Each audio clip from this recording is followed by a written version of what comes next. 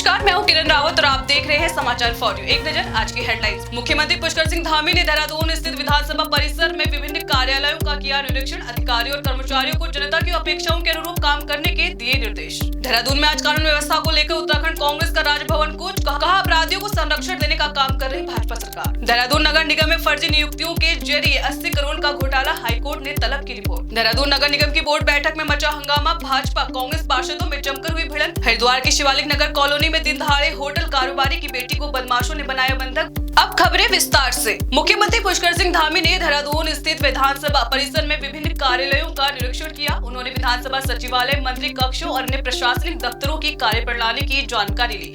विधानसभा में जो है यहाँ पर हमारे सभी आदरणीय मंत्रीगणों का कार्यालय है और मेरा भी कार्यालय है, तो इस निमित्त मैं आज आया हूँ। मैंने देखा है कि सभी विधान भवन परिसर के अंदर भी जाकर सभी से बात भी की है और देखा भी है कि यहाँ पर लोग आते हैं, मिलते हैं और किस प्रकार से यहाँ पर और व्यवस्थाएं होनी चाहिए और कैसा सेटअप होना चाहिए, तो सभी देखा है, जिससे कि ये नियमित रूप से आने वाले हमारे प्रदेश भर के लोग जो फरियादी आते हैं, ज़रूरतमंद लोग आते हैं, आम जनता, सामान्य जनता के लोग आते हैं, उनको यहाँ पर। उत्तराखंड कांग्रेस ने आज बिगड़ती कानून व्यवस्था के खिलाफ राजभवन कूच किया। वरिष्ठ नेताओं और सैकड़ों कार्यकर्ताओं ने भाजपा सरकार पर अपराधियों को संरक्षण देने का आरोप लगाया। देश में कानून का राज खत्म हो चुका है, माफिया राज, अपराधियों का राज कायम हो चुका है।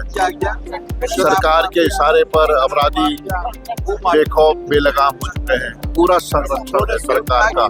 ये कंस की, रावण की सरकार, कौरवों की राक्षसों की यह सरकार जो अंकिता की हत्या कराती है, जितेंद्र नेगी की हत्या, आत्महत्या कराती है, एक 13-14 साल की बच्ची के साथ बलात्कार करती है, पुलिस के बलबूते पे, गुंडों के बलबूते पर वोट की चोरी नहीं करती, मतदाता की चोरी नहीं करती है, डकैती डालती है। सीएम धामी के कालनेमी अभियान के तहत हरिद्वार पुलिस ने तंत्र मंत्र के नाम पर ठगी करने वालों पर बड़ी कार्रवाई की है। एक ही दिन में 126 फर्जी बाबाओं को गिरफ्तार किया, जिनमें 2 बांग्लादेशी भी शामिल हैं। हरिद्वार पुलिस के द्वारा एक बड़े स्तर पर कार्रवाई करते हुए करीब 126 से ऊपर व्यक्तियों के अगेंस्ट ऑपरेशन कालनेमी में कार्रवाई की गई है, जिसमें महत्वपूर्ण 2 बांग्लादेशी व्यक्ति भी इसकी जद में आए हैं। दोनों को पकड़ा गया है। हरिद्वार के भादराबाद टोल प्लाजा पर किसानों का 5 दिन से जारी धरना, सीएम से मुलाकात और आश्वासन के बाद खत्म हो गया है। प्रशासन ने भरोसा दिलाया कि स्मार्ट मीटर जबरदस्ती नहीं लगाए जाएंगे। माननीय मुख्यमंत्री जी की पहल पे और उनके द्वारा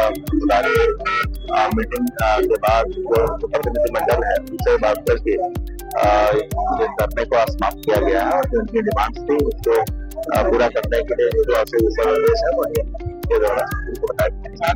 सभी रिपोर्टें अच्छी चर्चा हुई है। जैसा कि निर्देश प्राप्त हुए कि किसानों के हित को सर्वोपरि रख के कार्य किया जाए, साथ ही उनकी कोई भी समस्या है उसको हम लोग तहसीलों के स्तर से, तहसील दिवस के स्तर से या फिर जनपद स्तर पे सुलझाएंगे। तो स्मार्ट मीटर को लेकर काफी जो इश्यूज थे या जो प्रॉब्लम थी उसको लेकर हम अवेयरनेस फैलाने का काम करेंगे। पहले उसको अवेयर किया जाएगा। हरिद्वार के शिवालिक नगर कॉलोनी में दिन दहाड़े सनसनीखेज वारदात हुई। 3 हथियारबंद बदमाशों ने होटल कारोबारी की बेटी को बंधक बनाकर नकदी, जेवर, लाइसेंसी रिवॉल्वर और कार लूट ली। लुटेरे कार को हरिद्वार दिल्ली हाईवे पर छोड़कर फरार हो गए। आज थाना रामलिंगपुर क्षेत्र में शिवालिक नगर के ब्लॉक में एक रिटायर्ड BHL कर्मी उनके घर में एक लूट की वारदात हुई है, जिसमें 3 लोग स्वस्थ दिखाई दे रहे हैं। वारदात को करके जाते हुए दिख रहे हैं। तत्काल अभी पुलिस के द्वारा मौका मुआयना लेते हैं। मैं भी मौके पे ही आया हूँ। अंदर बैठी थी, 3 लोग अंदर आए और अंदर आके उन्होंने मेरा मुंह बंद करा। मैं चिल्लाई भी 2-3 बार। फिर उन्होंने बोला, उनके पास कट्टा था, वो दिखाया कि मार देंगे, कैश बताओ और चाबी तिजोरी की कहाँ है। तिजोरी की चाबी ली उन्होंने, उसमें से जो कैश था, ज्वेलरी थी, वो निकाली। किचन में सिंक में काम कर रही थी। मुझे उनके दरवाजे साइड के दरवाजे से 2 व्यक्ति मुंह पे मास्क लगाए हुए, सफेद कपड़े पहने हुए अंदर घुसने की कोशिश कर रहे थे। मुझे थोड़ा डाउट हुआ कि कोई कौन घुस रहा है इनके घर के अंदर। उत्तराखंड कांग्रेस ने कानून व्यवस्था, भ्रष्टाचार और महंगाई को लेकर राजभवन घेराव कर राज्यपाल को ज्ञापन सौंपा। ठोस कार्रवाई की मांग की। बीजेपी ने कांग्रेस पर पलटवार करते हुए इसे मुद्दा विहीन और जनता से कट चुकी पार्टी बताया। इस पार्टी और कांग्रेस के नेता पूर्ण रूप से मुद्दा विहीन हो गए हैं और कांग्रेस घबराहट में है, छटपटाहट में है और हताशा में है। जिस प्रकार से उत्तराखंड की जनता ने उनको, चाहे निकाय चुनाव की बात करें, चाहे अभी पंचायत चुनाव की बात करें, बुरी तरह से नकारा है और पूरे प्रदेश के अंदर कांग्रेस का सुपड़ा साफ कर दिया है उत्तराखंड की जनता ने। इस कारण वो घबराए हुए हैं और जिस प्रकार से हमारे मुख्यमंत्री माननीय पुष्कर सिंह धामी जी के नेतृत्व में उत्तराखंड राज्य की जो छवि है वो राष्ट्रीय और अंतर्राष्ट्रीय स्तर पर लगातार जो बढ़ रही है।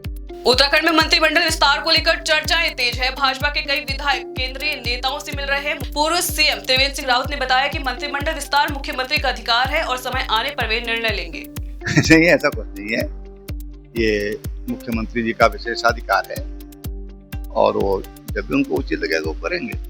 अब ये तो खैर मेरी जानकारी में नहीं है, लेकिन भारतीय जनता पार्टी की जो एक कार्य पद्धति की विशेषता है, हम अपने कार्यकर्ताओं से जिस तरह से मिलते हैं ऐसी उनकी बात को हम अपने लीडर तक, नेताओं तक कम्युनिकेट करते हैं। हरिद्वार पुलिस के नशा मुक्त देवभूमि 2 अभियान में 2 तस्कर पकड़े गए। पिरान कलियर पुलिस और सीआईयू रुड़की ने उर्स मेले में 6 लाख रुपए की स्मैक बरामद की।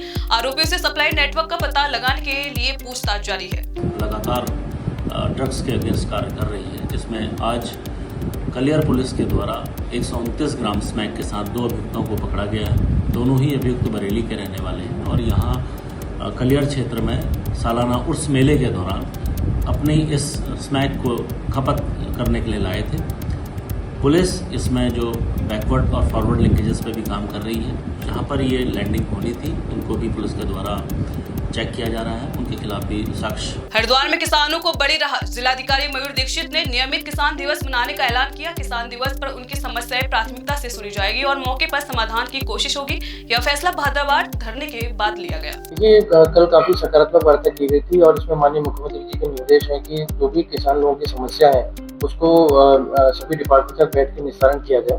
इसमें जो मुख्य बिंदु थे उस पर हम लोगों ने बैठक ऑलरेडी ऑर्गेनाइज कर ली है। इसके अतिरिक्त एक इम्पोर्टेंट जो था कि तहसील दिवस के साथ ही किसान दिवस भी आयोजित किया गया। तो जो हमारे सुदूर ग्रामीण क्षेत्र है वहाँ पर हमने डिसाइड किया, हम इसका ऑर्डर भी जल्दी निकालेंगे कि सभी अधिकारी लोग अपने अपने क्षेत्र में, ग्रामीण क्षेत्रों में जाकर गोष्ठियां करें, किसानों के साथ वार्ता करें। देहरादून नगर निगम के तृतीय बोर्ड अधिवेशन में आज हंगामा हो गया। भाजपा और कांग्रेस पार्षद आपस में भिड़ गए। बैठक के दौरान किसी मुद्दे पर दोनों पक्षों में जमकर नोकझोंक हुई, जो देखते ही देखते हाथापाई तक पहुंच गई। माहौल बिगड़ता देख मेयर सौरभ थपलियाल को खुद बीच बचाव करना पड़ा। बाजपुर में खाद की कालाबाजारी के आरोप में प्रशासन ने गोयल फर्टिलाइजर पर छापेमारी कर बड़ा घोटाला पकड़ा। रिकॉर्ड में 858 कट्टे यूरिया दिखाए गए थे, लेकिन मौके पर सिर्फ 4 कट्टे मिले। दुकान सील कर दी गई है। कई विक्रेता फरार हो गए। प्रशासन ने सख्त कार्रवाई जारी रखने का ऐलान किया है। क्षेत्र में लगातार ये शिकायतें प्राप्त हो रही थी कि यूरिया की प्रॉपर आपूर्ति नहीं हो पा रही है। तो उसी के क्रम में गोपनीय सूचना प्राप्त होने पर जिलाधिकारी महोदय के निर्देशों के क्रम में कार्रवाई की गई है और यहाँ मौके पर जब छापेमारी की गई तो यह पाया गया कि इनके द्वारा जो ऑनलाइन रिकॉर्ड चढ़ाया जाना था उसमें लगभग 854 कट्टे जो यूरिया है उसका रिकॉर्ड ऑनलाइन उनके द्वारा नहीं किया गया है, जिसके क्रम में तत्काल इस शॉप को सील किया गया है। देहरादून नगर निगम में फर्जी नियुक्ति से करीब 80 करोड़ रुपए के घोटाले के आरोपित के खिलाफ मुकदमा दर्ज किया गया है। राज्य सरकार ने हाईकोर्ट को जानकारी दी है। मुख्य न्यायाधीश नरेंद्र और न्यायमूर्ति सुभाष उपाध्याय की खंडपीठ ने अगली सुनवाई 10 नवंबर तय की है। देहरादून निवासी विकेश नेगी के जनहित याचिका पर जांच में 99 फर्जी नियुक्तियां सामने आई, जिनका भुगतान भी किया गया था। इस बुलेटिन में फिलहाल इतना ही। उत्तराखंड की तमाम बड़ी खबरों से जुड़े रहने के लिए देखते रहिए समाचार फॉर यू। नमस्कार।